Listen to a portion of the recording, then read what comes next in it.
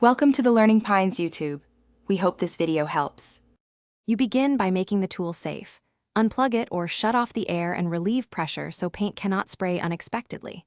Once done, put on gloves and eye protection. Make sure a respirator is used with solvent paints. You keep the replacement tip, the correct wrench, a soft cloth, and cleaning solvent within reach. This avoids interruptions and contamination. Now position the sprayer over a drop cloth and steady it on a bench so you can access the nozzle comfortably. You start removing the old tip by wiping away surface paint so you can see fasteners clearly.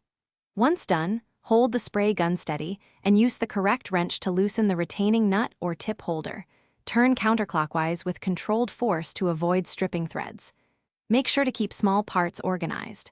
Then carefully withdraw the tip and inspect the nozzle seat and filter for dried paint or damage.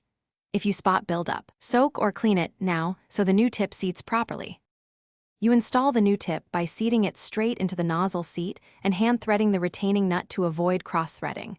Once aligned, snug it with the wrench but do not over-torque. Then reconnect pressure or air. Make a test spray on scrap material and adjust the pattern and flow controls until you get a clean, even fan.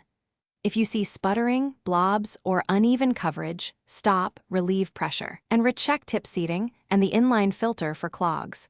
Clean. Thanks for watching. Consider subscribing if we helped you.